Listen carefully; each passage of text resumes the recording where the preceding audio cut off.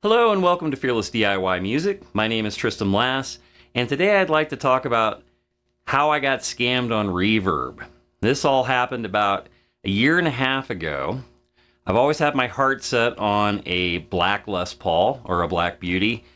Obviously, given my budget and most people's budgets, I can't buy a vintage or a new one from Gibson that are actually Gibsons. So I'd been on the hunt for quite some time for an Epiphone that, from a specific time period. And so when I came across this guitar on Reverb, I checked the serial number and it had come out of the same factory as my, let's see here, is it on the wall? Yeah, as my other Epiphone Les Paul I have over there. It came out, and I had that one first. And this one came out of the same factory, like basically within a month of that guitar. And that guitar is a guitar I got in trade. I traded a Schecter acoustic guitar for that guitar, and absolutely love that Les Paul. So I was like, okay, I found this one. It was reasonably priced. I think it was like $375. And like I said, when I saw the serial number, I was like, oh, okay. I know the factory's good. And I know that that time period is good. So I was like, okay, I'm going to go ahead and buy this. Now, a lot of Reverb shops have this thing that they say, oh, you're going to pay a little bit extra buying from us because we do a pro setup. We're going to, go through the instrument. You won't have to do a thing. You'll get the guitar and it'll just be perfectly playable right out of the box. We've polished the frets, we've gone through the electronics, we've set it up and all this stuff. So this particular shop, and I'm not going to throw this shop under the bus, I'm just going to let it go, but beware when you see that in any ad after what I'm about to tell you. So anyway, I buy this guitar and it arrives and I'm thinking, okay, well, I am a luthier, so, if something's wrong, I can probably fix it. I was not prepared for the hot mess that I opened up. I opened up the box, and the action wasn't so good. It had 8s on it, which I thought was kind of crazy. You're setting up a guitar to sell. 8s are kind of a specialty gauge. I kind of consider 9s and 10s to be the gold standard of like, almost everybody is happy with a set of those. 8s and 11s, you're starting to push up into like, oh, that's really personal preference stuff. So it came with 8s and high action. You can imagine that just strumming it acoustically out of the box, it sounded like garbage. So I was like, oh, okay. So let's take it out to the shop. So I brought it out here and I put it up on the bench and I'm like, okay, well, let's lower the action, which I did. Then I checked the string gauges and I was like, oh, they're 8s. Okay, well, that explains that. So my first thing then after that is I lowered the action enough to make it kind of playable. I didn't change the strings yet at this point. And then I plugged it in and wanted to kind of see, okay, let's just see how it plays in the now, right out of the box, even though I know there's issues. And there was virtually no output from the pickups. I was just dismayed. I was like, what is going on? I've got no signal. So the next step was I pulled the plate off and I took a look inside, and it was a jumble of, I don't even know where the pots came from. These were like the cheapest of the cheap import things. None of them were the same, number one. Number two, some of the wiring was held together with tape. And there was even some Scotch tape in there, believe it or not. I mean, like, I've never seen a control cavity that gnarly. It was obvious to me that whatever this guitar came out of the factory with was long gone and had been replaced with just like a jumble of parts on somebody's bench. And so that just immediately I was like, okay, all right. I start having second thoughts. I'm like, okay, I should just put the back plate back on this thing and send it back and just get my money back. But instead, being who I am and loving the look of the guitar, I mean, the little bit I had played it thus far at this point in the journey, I was like, the neck is nice. it's relatively lightweight for a Les Paul. Like, it's the lightest weight Les Paul I think I've ever like had in my possession. And I was like, wow, I really like the weight. I like the neck. The finish is okay, you know, it looked pretty good. And I like the fact that all the binding was intact and the binding has that nice yellow age, because this is a 2003. So it's been around for 20 years. And I'm like, okay, so this guitar has a nice patina. I want to make this work somehow. So I go ahead and I just take everything out. I leave the jack and I just wired a single pot, put both pickups to the pot, I wired a single pot from the switch. The switch kind of worked, and just had a single volume, and that's it. And then I could actually hear the pickups that it came with. You know, I could hear what the output sounded like, and then so I played it a little bit with the 8 still on it, and I'm like, okay, and the action was really good. So at this point, I'm like, okay, I knew I was going to replace the pickups anyway, so why not just go ahead and assume that I'm going to have to go ahead and replace all the guts anyway, too. I'm okay at this point. I'm like, okay, I figured that out. So I'm like, all right, I'm going to put some 10s on it. No, actually, since it had 8s on it, this is how it ended up being with 9s now. I put 9s on it because I was like, okay, if they put 8s on it, that could mean maybe there's something wrong with the neck. Maybe there's a reason there's 8s on it to keep it from, to keep the neck straight. Maybe it can't handle 10s. I don't know. I don't know at this point. So I'm like, I'm going to be safe. I put 9s on it. But I couldn't even get there. I go to start taking the strings off of it, and I notice all the tuners, as soon as the string tension was off, were loose. Like loose to the point of like the Kluson, there were Kluson style tuners. Loose to the point where the little, plates on the back of a Kluson, you know how they can pop off when they're super cheap or super old or super worn out? Well, that's what's happening. I mean, I'm sitting there and I'm just like, oh my God. So 4 out of 6 tuners basically fell to pieces in my hands. I was dumbfounded. So I get the guitar. It isn't like set up to be playable, number one. Number two, the electronics were complete trash. I mean, like beyond trash. Barely workable. And then number three, the tuners, over half the machine heads are no good. So, liking the guitar, and at this point, I've kind of been going through it, and I'm like, I love the neck, I love the body, the finish is good.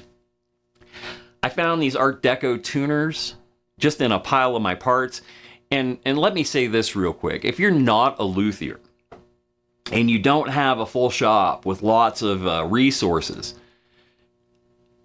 I would have advised anybody else just to take this guitar, put it in the box, and send it back. Seriously, because is it worth the work, or going to your local luthier and paying somebody else the $300 or maybe up to $500 to do all the work that I ultimately ended up doing to this guitar?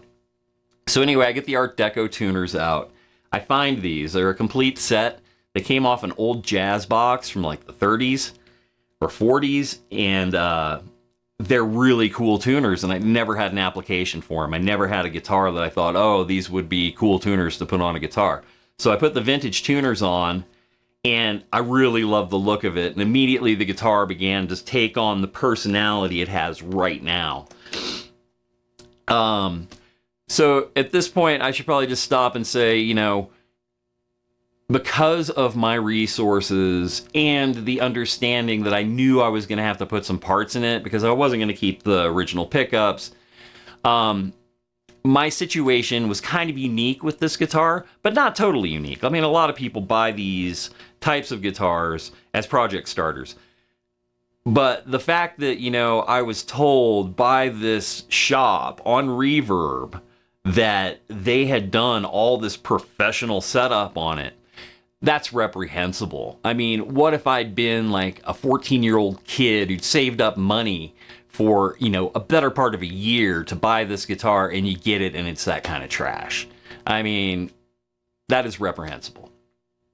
Moving forward to where we are now, if I had to get rid of all my single cut guitars but one, this is the one I would keep. The Unsung Factory in 2003, middle of the year, was making some killer guitars. I have this one, I have that one. And for Epis, I mean, these are just like very, very well built, and they feel great, and they have great tone once you go through and you gut them. And you put in new tuners, and you put, sorry, well, maybe you do need the new tuners, but when you put the new electronics in, like I did the full 9 on this, and I went, with 500Ks, and I did the nice, orange drop capacitors in there. I did it 1950 style, but I had to gut the whole thing, tear everything out, and then I got some Kent Armstrong humbuckers for it. They're kind of a sleeper pickup. I mean, they're like a mid-range pickup. They're not your Amazon-style pickup, but they're not going up into Seymour Duncan range either. I've been super happy with these pickups. They're also, I have the exact same pickups in that guitar over there. So anyway, long story short, I ended up, at the end of the day, after doing all the work, with my favorite single-cut style guitar, Les Paul style guitar. This thing sounds and plays incredible. I actually have to stop myself sometimes from picking it up because I'm like, if I just went with my gut and picked it up every time I walked into the studio like I kind of want to, I would never play any of my other guitars, at least not my guitars of this style. I would always pick up a Strat or something and, just to have that Strat sound. So anyway, I was just gonna play it for a sec and just kind of go through, the neck and the bridge. I'm going through my acoustic control core 117 solid state amp, which has been featured on the channel many, many times and will continue to be, and using one of my Electra circuits, one of my Electra distortion pedals. So anyway, let's take a little listen here.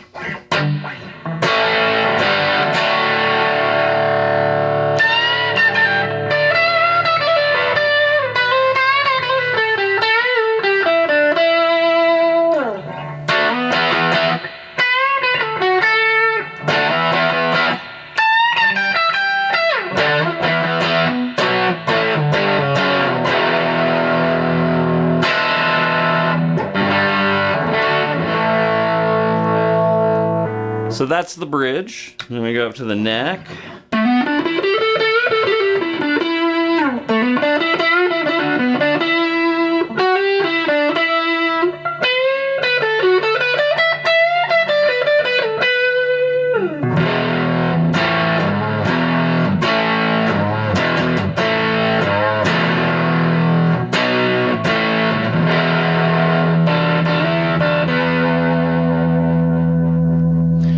Love the richness of that neck pickup. It's just super great for lead work and for kind of, chunky rhythm stuff.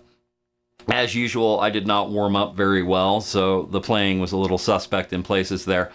Anyway, the long and short of this is, okay, what do you do when you get scammed by Reverb?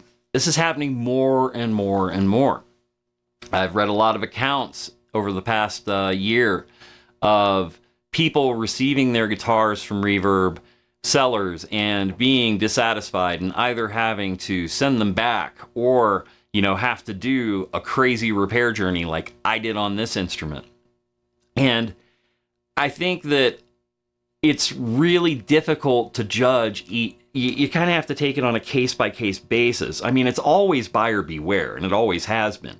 Reverb used to be a really good gatekeeper. I think they still are to a large extent, but there's a lot more people out there who are desperate to sell or who don't know what they're doing with their instrument and have mangled it somehow. I think that's what happened to this one. I think it got mangled and then the shop got it in trade and then just patched it together as best they could just to get it off the floor. And that's why I got the price I did. I mean, I should have paid more like $600 for this. If it was in the condition it's in now, I would have paid $650, $700 for this guitar for sure.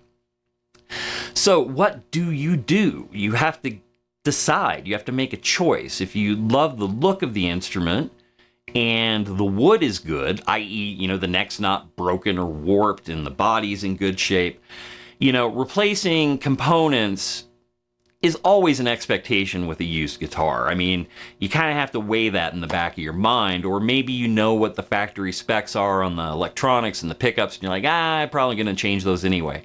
If you're already in that camp, you just have to look at the guts of the instrument, the foundation of the instrument, and decide from there. If you are somebody who's looking to open the box and have a good playing experience right out of the gate, send it back and complain about the seller.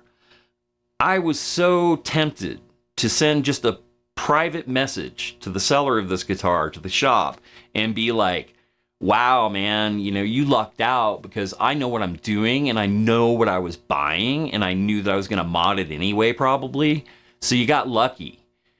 But if it had been a kid or, even a seasoned veteran, but somebody who doesn't know how to like build guitars or do electronics work or do repair work on an instrument, it's completely bogus business practice. It's completely awful, and you just have to watch out for that. And now one of my big warning signs is when I see from a shop, oh, okay, we did a pro setup that's valued at $95, so we're adding that to the cost of the instrument because you won't have to go to your luthier. It's like, yeah, right. If you have a trusted luthier, or you're a luthier yourself, or you're good at DIY stuff, you're going to be tweaking the guitar anyway. Save the $95, shop, okay? And let us figure that out, unless you're just truly making it a playable instrument, which this was not. Anyway, just wanted to share my experience of being scammed on Reverb. I think that even an experienced buyer like myself, there's anybody can get scammed. I mean, it's not reserved, you're not stupid if it happens to you. You have to have a certain level of trust in these transactions. So anyway, my advice is it's a case-by-case basis. But if it's particularly egregious and it's not an instrument that you're just so in love with on first sight that you're willing to put the work in, send it back and complain. Let's shut these people down. I mean, it's just not cool. Especially, come on, at least solder the stuff, okay? Tape, really? So anyway, I thank you so much for sticking through this video. Just kind of a loose rant about how you can get scammed on Reverb and what you should do when it happens. Anyway, please hit the like and subscribe buttons. Really appreciate the comments. And if you are already a subscriber, please share the channel with others who may find it interesting and inspiring. So anyway, I look forward to seeing you next time. Take care.